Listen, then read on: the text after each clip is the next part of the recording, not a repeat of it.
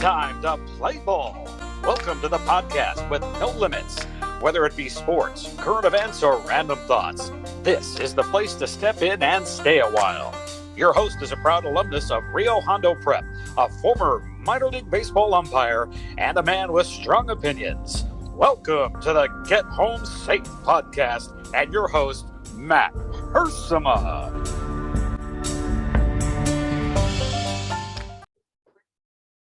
Hey guys, and welcome to another episode of Get Home Safe. Get home safe. Try that again. Merry Christmas to everyone out there. We are 12 days away, although when you guys hear this, it'll be 11 days. So let's get our ducks in a row here. So on Tuesday, when this episode is released, we will be just 11 days from Christmas. But today, if it was Monday when you guys are listening, or when I'm recording this, sorry, I'm all over the place right now. It is Monday. We are 12 days away from Christmas. It is December 13th. When you guys hear this, it'll be December 14th. But I don't know what I'm trying to say exactly. Anyway, 12 Days of Christmas comes to mind, the great song. And I heard recently Straight No Chaser play that or sing that song. Their version of it is fantastic. Really funny. Those guys, those acapella groups, man, are just awesome. Pentatonics, Straight No Chaser. They have some great Christmas albums, Christmas songs. And last week, I talked with you guys about my top 10 Christmas songs. There might be a few new ones on there if I had to redo the list. Just listening to a lot more Christmas music this week. This weekend, I should say, wrapping gifts, or at least watching Val do it and hand her a few. I did a few things with tape. I put things in boxes, a few things in bags.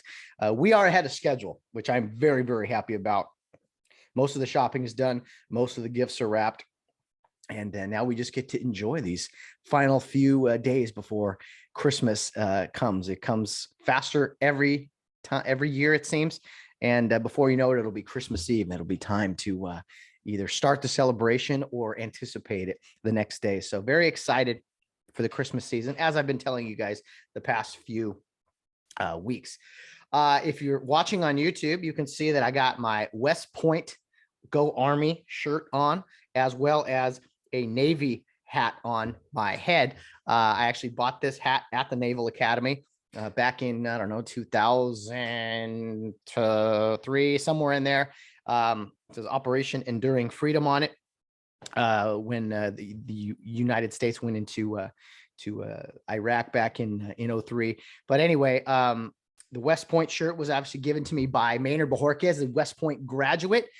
He gave me and Bill Barnes each a shirt, which we greatly appreciate. But I'm wearing both of these because I forgot.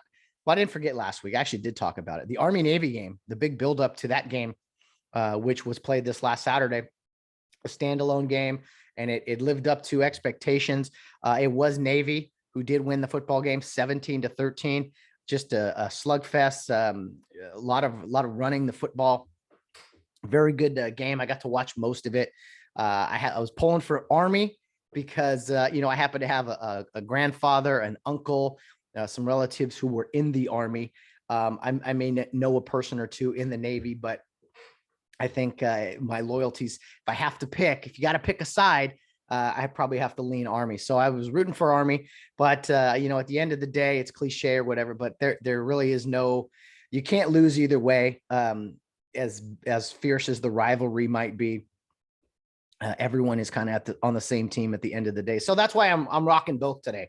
My Army West Point shirt and my Navy hat, although it's probably driving Maynard Bajorquez crazy being a West Point Black Knight. He's probably like, why? I don't want that hat anywhere near the great shirt that is the West Point shirt. So anyway, a good football game on Saturday. There was some good fights on Saturday. Watched the UFC.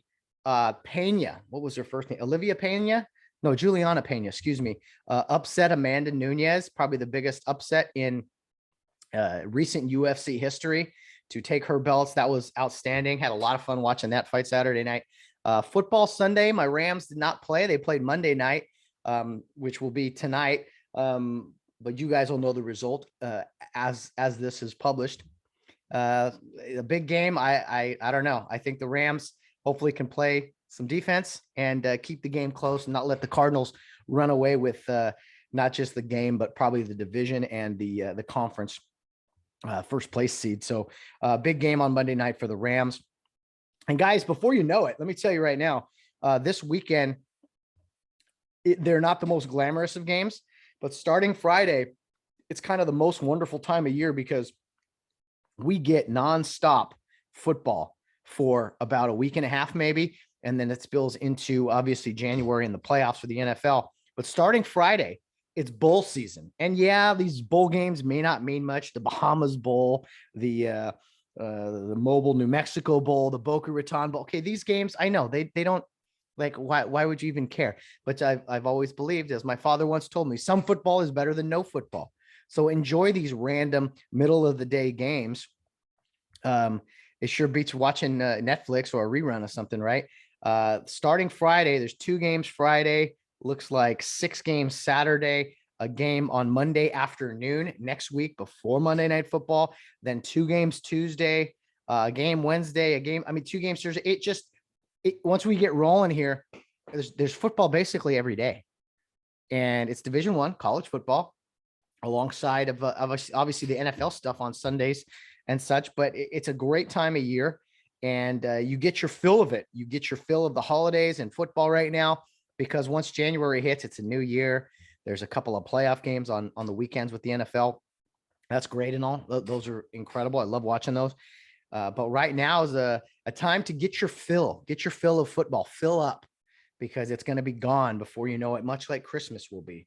So in honor of Christmas, the top 10 lists that I've been doing the past few weeks in building up to Christmas, I have another great top 10 list for you guys today as far as Christmas traditions go. Some people have their own traditions and things that they do during the Christmas season. I'm going to say a few that are a few things that I do, but also just, I think, in general, traditions that make Christmas special, not just the day, but the season. So we'll have a top 10 list of that today. There's not a whole lot of sports topics. I kind of just mentioned them right there. But I did want to mention something about some recent events from last week. Before I get there, I want to say this. You guys ever make a mistake? I'm sure you're human, right? You've made a mistake. You said something you shouldn't have. Maybe you predicted something you shouldn't have, and it comes out and you were in the wrong. You're wrong. We've all been there at some point in our lives. It drives me crazy when people just can't admit they're wrong. Just admit it. Admit you overreacted to something. I've told you plenty of times how wrong I've been here on the podcast before. It could be a sports prediction. It could be an overreaction. It could be whatever. But some people have this inability to admit when they're wrong about something. And no one holds people accountable for that, especially in the news media. You may report something and it'd be completely wrong, especially after facts or a trial. It goes to the finish line, but you never get that apology. You guys ever realize? Isn't it weird? Imagine being in a relationship and somebody was wrong, but they never apologized for it. Wouldn't you, as the significant other, be like, "Hey, we both know you're wrong. Are you going to admit that you were wrong? You're going to say sorry?" And they just go about their business like nothing happened. It probably wouldn't make for a great relationship, right? Probably wouldn't last very long. Well, I find it hilarious that back in 2019, the news media, all the blue check marks, all the fancy celebs, all the baiters out there talked about the Jussie Smollett case. And they said, this is awful. This is unacceptable. America is an evil place, blah, blah, blah, blah. If what was reported by the news or Mr. Smollett, if those things were accurate, then yes, it would be true. It was an awful situation. However, what is truly evil, in my opinion, is making something up to promote yourself, to try to be bigger than you are, which is what Jussie did. And at the same time, you are attempting to cause discourse amongst the nation, to start a riot, basically, to you are trying to cause chaos by lying. There's a lot of evil in the world. That's pretty bad. And what it also does with the Jussie Smollett case is it's crying of wolf. Let's say there is someone who suffers some prejudice here in the near future, because it happens. It's not like things don't exist. Whether something is a an ongoing issue around the country is a whole nother thing. But let's say someone is assaulted and they're crying for actual, they're crying wolf because there's actually a wolf there, not a pretend wolf, like in the Jussie Smollett case. You're doing harm to that person because now people aren't going to believe that person if there's a similar situation that arises. Hopefully that never happens. But Jussie Smollett, and then I bring it up because I asked about the apology. All the news media, all these people that got it wrong, they never come on the air and say, we were wrong, we misreported, we acted too quickly. They never do it. And yet we as a society, we continue to just listen to what these people say, listen to what they report, and just take it for, oh man, this must be true. Someone with a suit and tie and a microphone said it. It must be true. Not looking at the agenda. I mean, it's one thing after another with some of these just blatant lies in the media. I don't care where you stand politically. We need to open our eyes to the lies that are out there. The misinformation, the propaganda, the misleading, the lying. Oh, I mean, everybody talked about the Jussie Smollett, how it was. I mean, the guy made it all up. He made it all up. That he did a dry run with these guys who were they staging this thing. Dennis Prager says this, and I completely agree. There's so little of this happening in the country that this guy had to make this up. How many hoaxes? Remember the Bubba Wallace news situation? Remember how that was blown up out of proportion too? We have this, I'm a little fired up today, but we have this deep desire for just, chaos. Instead of just embracing that, America's not such an awful place. Maybe we're not so different. Maybe we get along more than we actually realize it.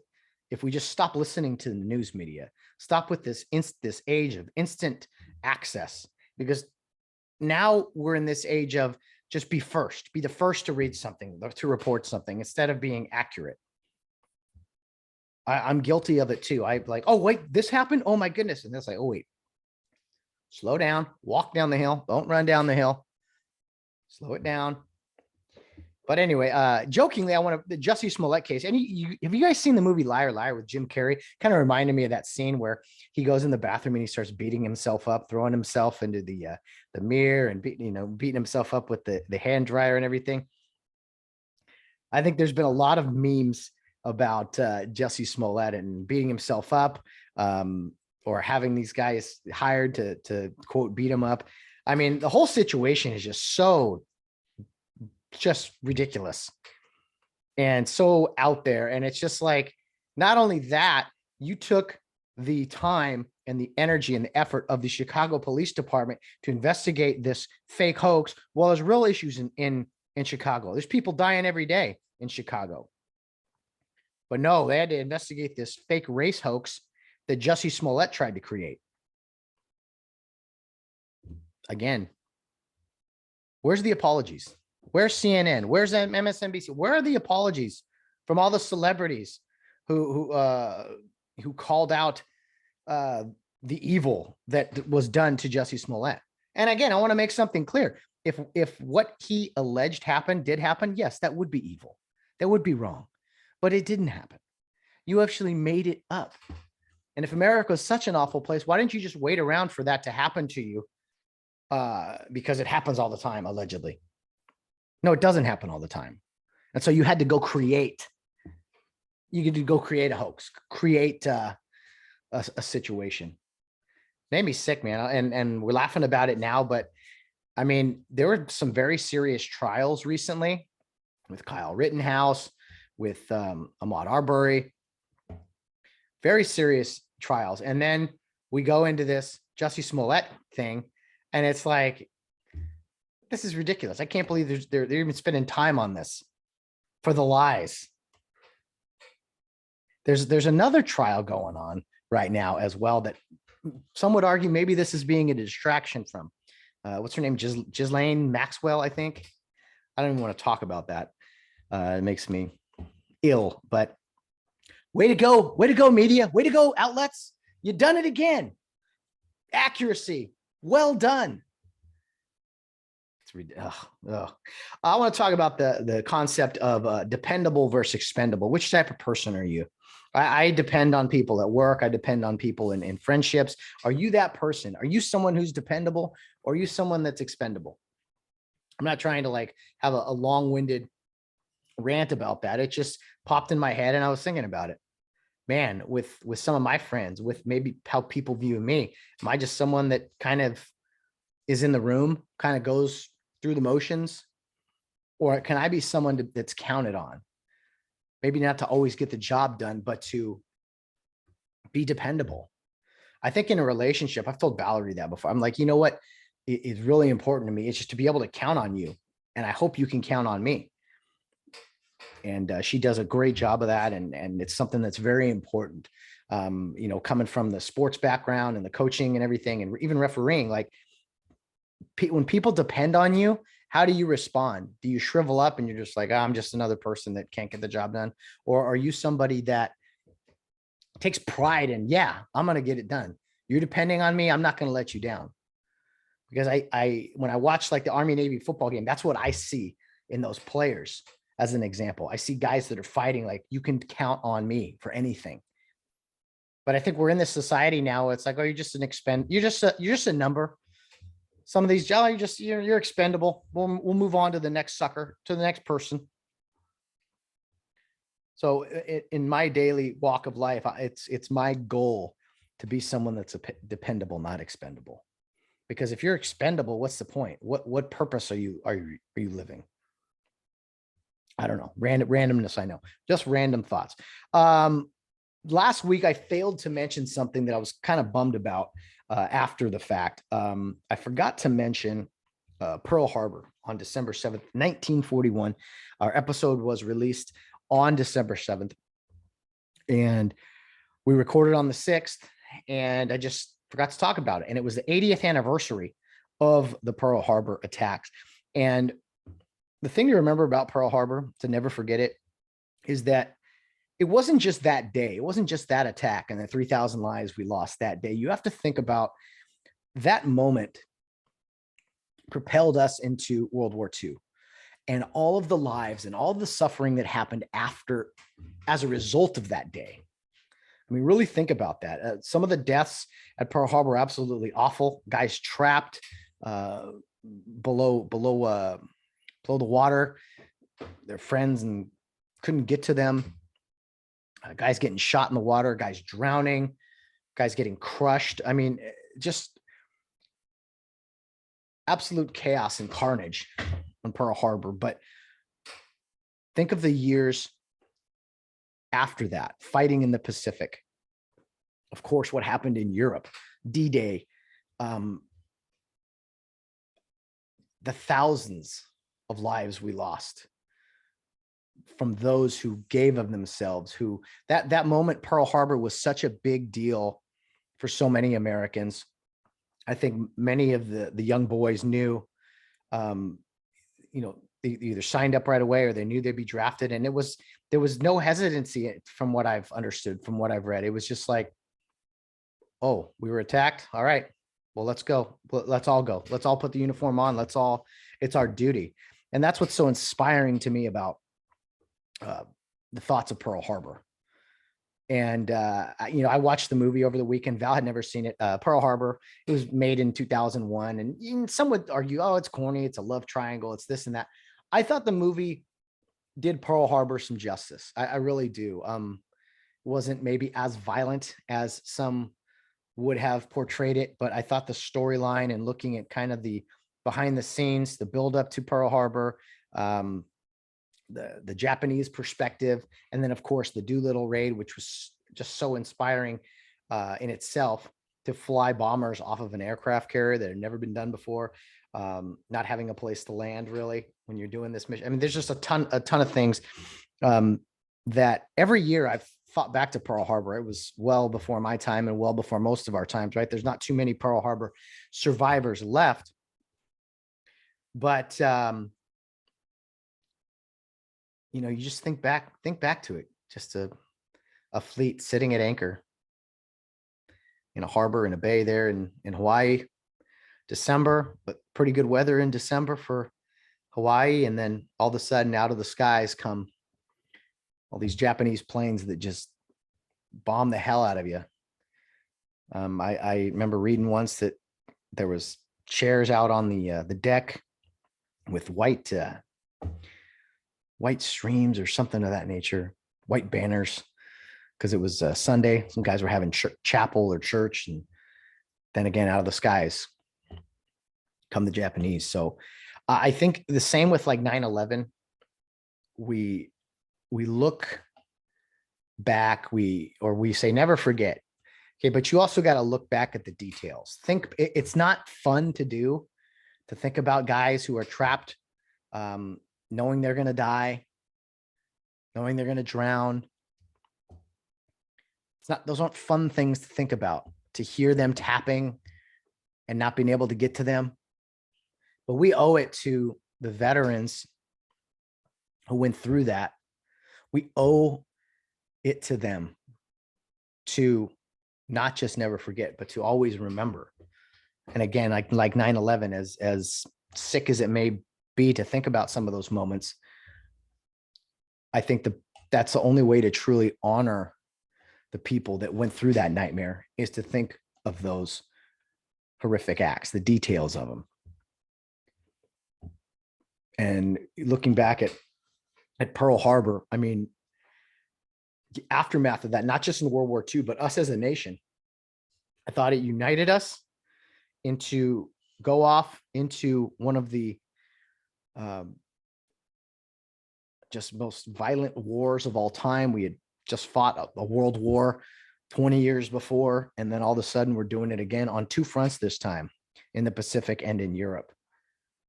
So Pearl Harbor, 20 years from now will be the 100th anniversary. And every year until then, I will be definitely remembering December 7th, a day which will live in infamy, as President Franklin Delano Roosevelt said in his speech the following day, in which he declared war.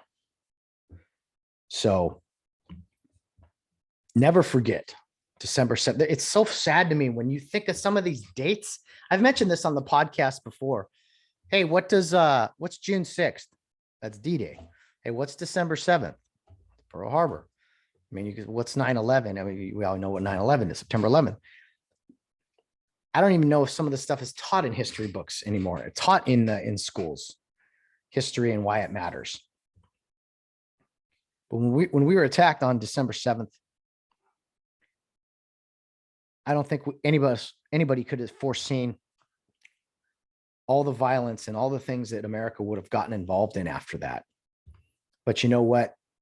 If you think of it another way, just think of all the lives America saved after getting into World War II. There's a great scene in Saving Private Ryan where Tom Hanks is talking about what it's like killing other men, and how every man he kills, he feels further and further from home.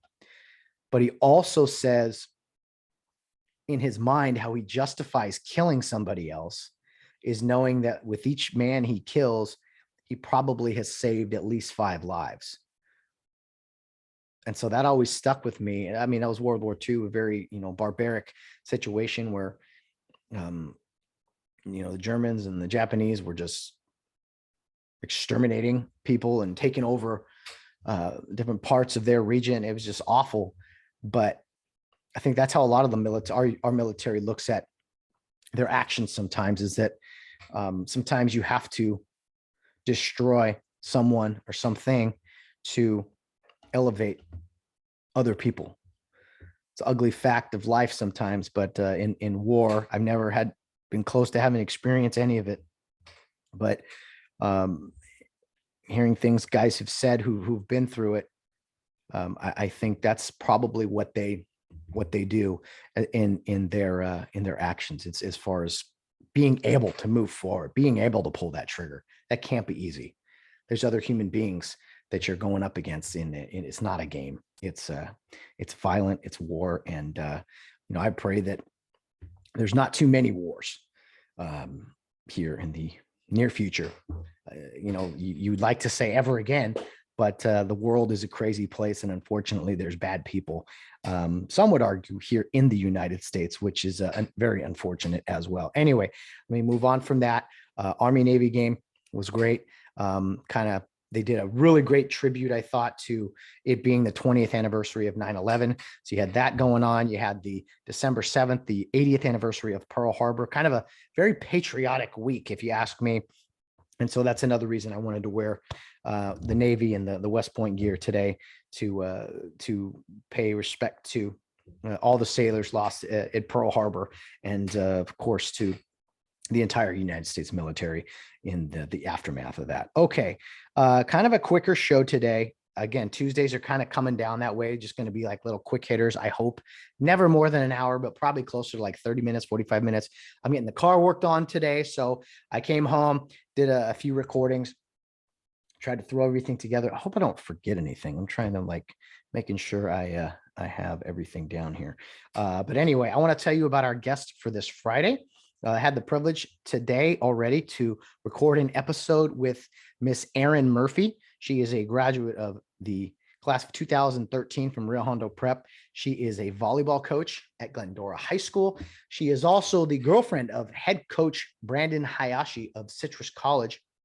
He coaches the football team there. I had Brandon on my podcast back on August 20th, and he talked about his coaching experience and also, the relationship with Erin Murphy when that all started, when they were both athletes at Citrus College themselves. So Erin, it was great talking to her. Never really chatted with her before, but she played two sports at Citrus College back in her day, in volleyball and softball. So we talked a lot of sports and coaching and just her relationship with Brandon, what that's like. So a very fun conversation that I'm looking forward to you guys hearing on Friday for our Friday conversation on the Get Home Safe podcast. Last week was Cole Barrett. That was a lot of fun. Excuse me. Sorry.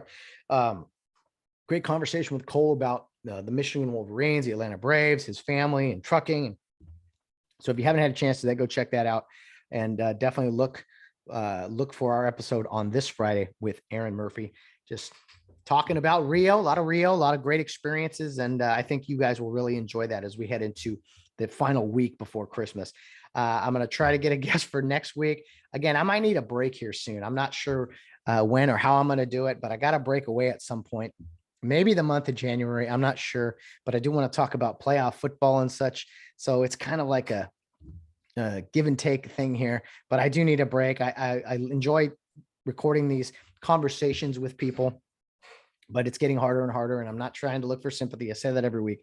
I enjoy doing this, but I'm going to do my best to keep it going. Maybe after a little vacation, maybe a couple weeks off anyway, even a month. Haven't decided yet. I will keep you guys informed though. Okay, to our top 10 Christmas list today, I want to talk about traditions. Now, I think I might go into food and goodies next week. I haven't decided yet. And so there might be some crossover here. But I want to talk about 10 traditions at Christmas time that I think are special, at least to me, or they're kind of meaningful. And, they're not as specific as maybe the songs or movies I did the past few weeks, but I think this will work as well. Okay, number 10, Christmas tradition. This is one I started back. I was going to communion with Rio head coach Mark Carson. He was always giving us a ride, to and from. He lived in Covina. I was in Glendora. He'd pick me up, take me to Rio a lot. And one Christmas Eve, we went to communion.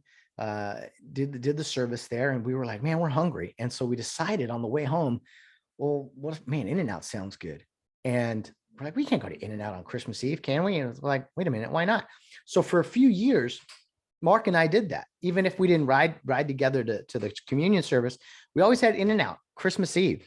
And I kept the thing going. This is, it's probably been 20 years now that I've been doing it, but every single Christmas Eve, whether I have a communion service, I have a family gathering, I can't always arrange. Sometimes it's an afternoon thing, but every Christmas Eve, In-N-Out burger. And we go all out. We go big.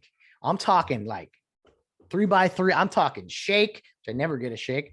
Animal fries for sure. I mean, it is a big, it is Christmas Eve to me. So that is something I've been doing for 20 years or so. It's always In-N-Out burger on Christmas Eve, daytime, nighttime, doesn't matter. But December 24th, you better believe In-N-Out burger will be on the menu. Number 9, I have here eggnog. Now, some of you may or may not like eggnog. I didn't like it as a younger guy. I've grown to like it a little bit. Some people have a little extra stuff in there, if you know what I mean. Some people have it just plain as is, non-alcoholic, if you will. But either way, it's the only time of year you can really have it. Like if you have eggnog in like February, people would be like, well, what do you have an eggnog for? It's a Christmas thing. And I don't know how I got started. I don't know the history of eggnog. Some of it is better than others. Homemade stuff's pretty good because you can add your own little ingredients, if you know what I mean. But I haven't really had too many bad experiences with eggnog as far as the flavor. Usually someone's made it and I'm like, man, that's good stuff. So I bought a few bottles myself here. Some will be for gifts, but others will be for us just around the house. It's a very festive drink, right? It tastes good. It's kind of a combination of sugar and milk, and I don't know. It works. Eggnog works at Christmas time. Okay, number 8, I just put on here various big meals during Christmas time. Even like the week before, because you might have like a friends miss, right? You might have a Christmas gathering with friends. Then you got, her family, his family, like Christmas Eve, Christmas night. It's like, I feel like you're always eating. If you're not opening gifts, you're drinking too, but like there's just various big meals. Usually at Thanksgiving, there's that one big meal, right? On the Thursday, probably the afternoon, right as the sun's starting to go down, a big Thanksgiving meal, and you have leftovers. But at Christmas time, you have kind of these big meals. Like the week before, you're having a big meal on the weekend in preparation for Christmas. Then Christmas Eve, of course, is a nice spread usually. And then Christmas Day, Christmas night. I mean, it's kind of just like these big, massive meals, big meal dishes too. It might be a big thing of mac and cheese. It might be honey ham. The ham at Christmas time is money. Oh, so good. It might be a giant roast. I don't know. Whatever floats your boat. My point is there's a lot of big meals going on at Christmas time. And there's a Christmas party, right? The office Christmas party. So there's a big meal there. Then you got this, you got that. Just a lot of big meals at Christmas time. So that's number 8. Number 7, I put down baking cookies constantly. It seems like there's always cookies in the oven. There's always something smelling good. Christmas cookies are they're just synonymous, right? There's always some laying around. There's candy and things too, but I feel like there's always some cookies in the oven. It could be little gingerbread guys, it could be chocolate chip. I mean, there's just always cookies going. It's not good. It's not good for us. I gotta tell you, less cookies is probably a better thing, but for what it's worth, I think there's always Christmas cookies in the oven, and Christmas cookies. Any party you go to, there's usually a plate of cookies somewhere, right? As like hey, here's the dessert portion that we give to you early. Anyway, Christmas cookies, number 7 on the Christmas tradition list. At number 6, I have Christmas cards. Now, some of you may not do Christmas cards. You may not want to go to the work that it takes. You may not want to buy the stamps, the addresses. Some of you might do a cyber Christmas card, an email or whatever. But I want you to think of this. What other time of year is like dedicated to where you write your name down, you say hello to it's basically the one time of year where you will say hello to friends. What's the song? Friends, and some that you will meet, family members, maybe that you don't talk to that often. You send people Christmas cards. It's just a thing. It's a tradition. I don't know when it started, but I think it's a great idea. We have yet to do a Christmas card photo that I definitely want to do, me and Val, one of these years. I don't know how expensive it is, but that is something in the near future. I do Christmas cards. I started doing them after my mom died because she used to do them. And so I wanted to kind of I don't know, pick up the slack and just continue on with it. So I started doing Christmas cards. I've sent out as many as like 250 before. It's just something I feel is, and I don't ever put much. It's just like Merry Christmas, Matt and Val or whatever. It's never anything big, but it's just, I think it's an opportunity to show other people that you care or you're thinking of them, at least this time of year. A really good gesture. And there's no other time of year when you do that. You don't send out 4th of July cards. You don't send out Halloween cards, Christmas cards. It has a natural, and then it's natural. It fits well with the Christmas season. So yeah, for me, number 6 is Christmas cards. At number 5, I have outside lights on your house. Okay, there's Halloween decorations. I know there might be some patriotic decorations or some St. Patrick's decorations, but there is nothing like Christmas decorations. Some people put lights everywhere. You got candy canes, you got trees, you got all kinds of stuff. And the kind of just the standard Christmas decor is to just have a string of lights, right? That you put out there, and it's probably out there for about a month, and it's really fun to drive around the neighborhood and just see all the lights. It's something I wish more people did, more unity, if you will, more people spreading the cheer, but some people do, some people don't. And I think it's just really cool to drive the streets. It makes you feel like embracing no matter what's going on inside the house or inside our lives, to see lights on houses. It always makes me happy, and just how, I don't know, it lights up our lives in some sense. So to have Christmas lights on all over the neighborhood, I think it's spectacular and something that I look forward to every single year, going to look at Christmas lights, right, at different houses. So that's number 5. Number 4, a Christmas tree. Whether it's a little guy, a fake guy, a tall guy, having a tree in your house, decorating that tree, that's something special. It adds to your living room.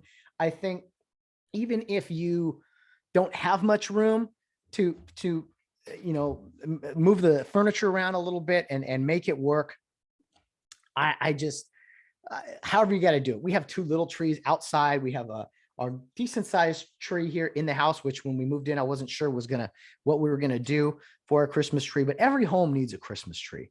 I know some people don't celebrate Christmas. That's a whole nother subject, but you got to get that tree up. And I like putting it up right after Thanksgiving at the latest. I think Thanksgiving weekend is a good time to kind of bring out all the Christmas decorations, get that tree up. A real tree smells nice, but it does shed a little bit more.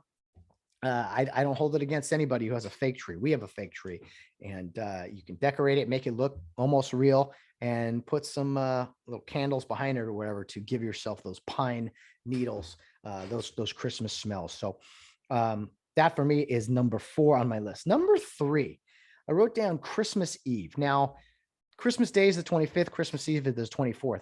What I mean by Christmas Eve being a great Christmas tradition is that for a lot of families, that they start their celebration Christmas Eve. That's actually the bigger day or evening for them than Christmas Day itself. I love the fact that much like Thanksgiving is an entire weekend, really, it's 4 days of kind of lounging and eating and doing whatever. You never get 4 days off, really. I think Christmas Eve and Christmas Day, I love that it's like a 2-for-1 thing. Some people celebrate and open gifts on Christmas Eve. I'm not a huge fan of that, but I totally get it and respect it. As a kid, we used to go to my aunt's house, my mom's side of the family, Christmas Eve, and we would do our thing Christmas morning at the house. And then in the evening, we go to my grandmother's on my dad's side. So it was like boom, boom, boom, 3 separate celebrations. Maybe more than that, even if you're bouncing around to different families' houses and things. But Christmas Eve, it's special. And not only that, going to bed Christmas Eve night, especially as a kid, is there any better feeling? I mean, you're antsy. You just can't wait to open gifts the next day. Santa Claus is coming, right?